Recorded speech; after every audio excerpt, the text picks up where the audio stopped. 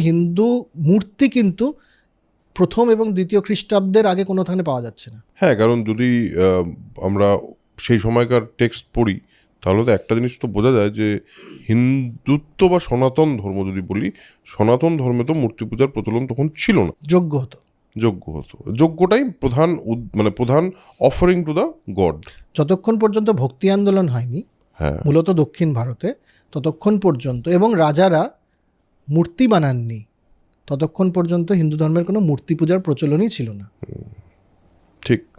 এটা ঐতিহাসিকভাবে এটা নিয়ে কে যে কত বা কিছু বলবেন নিচে আমি বুঝতে পারছি, কিন্তু ঐতিহাসিকভাবে এটাই সত্য যে প্রথম এবং দ্বিতীয় খ্রিস্টাব্দের আগে ভারতবর্ষে হিন্দুদের কোনো মূর্তি, হিন্দু দেবদেবীর মূর্তি তৈরিই হয়নি। বেদ কিন্তু কখনোই মূর্তি পূজার কথা বলেনি। এটা মানে ঐতিহাসিকভাবে বা স্ক্রিপচারের ডিটেলে সবসময়ই প্রমাণিত।